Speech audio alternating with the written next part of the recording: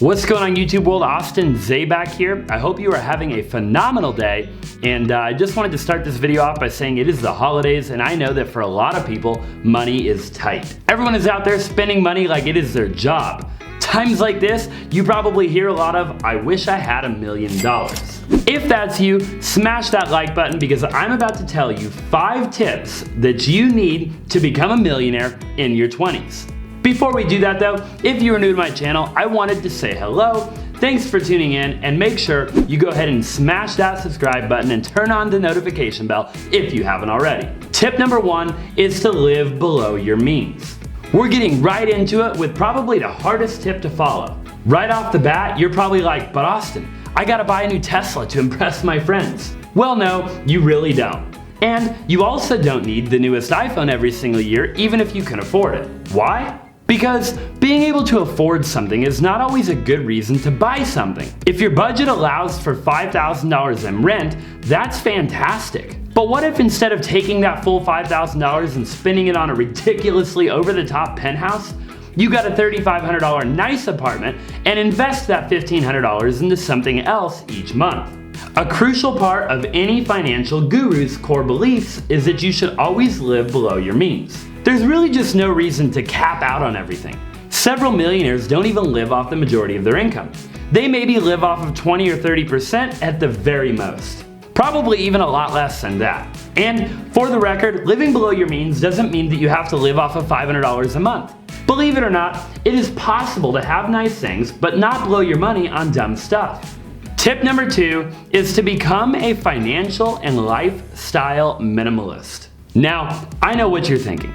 Minimalists literally have nothing. Do I really have to live that extreme and boring life in order to become a millionaire in my 20s? You don't have to, but I highly recommend it. And it's not as bad as you may think. There are a lot of people on YouTube that will tell you you need to rent a shoebox apartment with no furniture, wear the same black t-shirt, and literally sleep on the floor.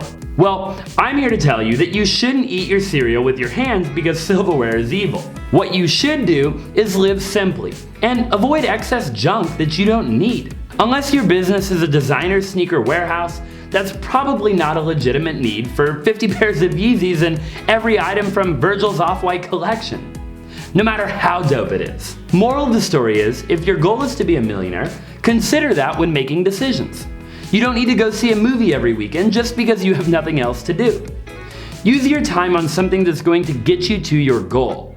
You don't have to spend $400 at your favorite steakhouse every weekend because it's a tradition. You might think that this is the same as living below your means, but it's not.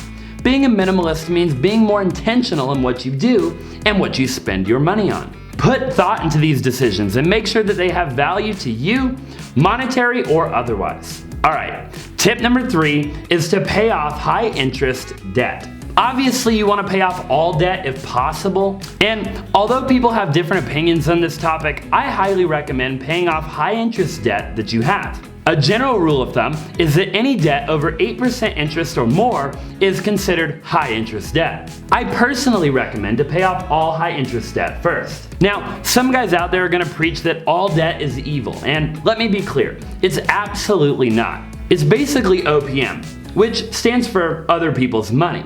And when leveraged correctly, debt can actually make you a ton of money. Just objectively speaking, debt isn't all bad. The misuse of debt is bad. Use it the right way and you're in the clear. High interest debt, on the other hand, can really nip you in the butt, and the reason why is because at the end of the day, you're paying mostly interest, right? You're not ever really touching the principal. So it can really quickly drain your account just on interest alone. That being said, it's obviously always best to pay that type of debt first. Now, there are several ways to do this. Way number 1 is the cash method, but essentially all that is just to basically pull out cash and actually designate that cash for different things that you're going to be using it for. Way number 2 is to tighten your budget. I don't know who needs to hear this, but your food budget should not be equivalent to your rent budget. At the end of the day, just to be realistic, how much do you need versus how much do you want? A lot of people, I think, get that confused. They literally go out and they make all of their decisions based on their wants and not their needs. And way number 3 is to unsubscribe from company marketing emails. Basically, eliminate any temptation to spend any money on things that you don't need. Way number 4 is to pay things in advance. If you only need to make a minimum payment of $70 on a particular credit card or high interest debt loan, then go ahead and set up 2 payments for $70. Essentially, just pay more than you have to, that way you can get it out of the way even sooner. I like to personally do this by making myself go ahead and set up 2 payments that come out of my account without even me knowing that it's gonna come out. Way number 5 is debt consolidation. At a high level, this is basically just taking all of your different types of debt and different accounts and combining them as much as possible under one single umbrella. Ideally, this single account should have a much lower interest rate than what you would have paid with all the different accounts. There are a lot of different ways to do this, and it really varies on your personal financial situation. So I highly recommend talking to your trusted financial advisor. Overall, just use debt the right way and pay off that high interest debt first. Alright, and tip number 4 is to smash the like button. Now, I'm just playing around. Tip number 4 is to have multiple streams of income. Now, I don't mean go out there and work 4 jobs and totally burn yourself out. There are so many different types of income that you can create for yourself aside from a typical 9 to 5. I'm gonna see how many of these I can list in the next 10 seconds. Real estate, wholesaling real estate, buying investment properties, creating rental arbitrage, affiliate marketing, earning passive income through ATMs, online surveys, YouTube ad revenue, making a course online, freelance work on sites like Fiverr and Upwork, and I think that was about 10 seconds. You get the point. There's a ton of different ways to have multiple streams of income without totally burning yourself out. Look, sometimes in life, you've got to take advantage of the opportunity of a lifetime and the lifetime of the opportunity. And tip number 5 is to take calculated risk financially while you can. Okay, I hate being the bearer of bad news, but life changes and you're not gonna live forever and ever. That being said, when you're young and you have less responsibilities and commitments, your decisions technically affect less people. Look at it this way. Let's say you have an extra $2,000. In scenario A, you're single, you live alone, and you don't have anybody who depends on you financially. In scenario B, you're recently engaged, saving up for a down payment on your first home, and learning that a good wedding venue and a photographer can run you a cool 15 to 20 grand. In scenario C, you're in your late 30s, you're married, you have a couple of kids who are pretty good at basketball and dance, and that have a white picket fence that is quite literally picture perfect. In scenario B, you don't technically have anyone dependent on you financially.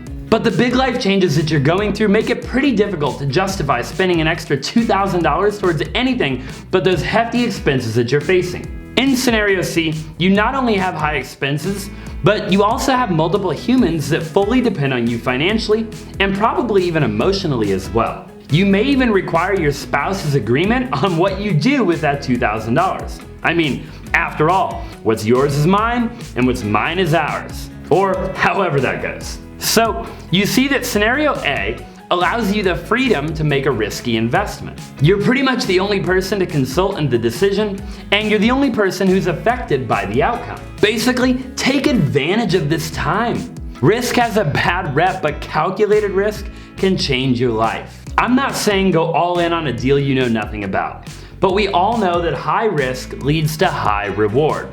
In 2006, a search engine company by the name of Google invested in a video sharing platform that was just over 1 year old, buying it for $1.65 billion. Today, that platform is worth $160 billion, has 30 million active users daily, and is the second most visited website in the world.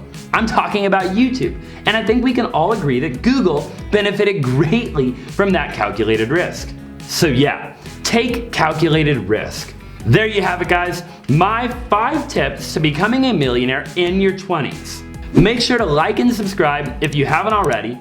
If you heard a tip here that you're going to incorporate to become a millionaire in your 20s, go ahead and drop in the comment section down below what that tip is gonna be. I'm excited to make future videos for you, and I would love to hear your thoughts and your ideas on any types of videos that I can make moving forward. Again, if you haven't already, smash that like button, click that subscribe button, and I look forward to seeing you in the next video.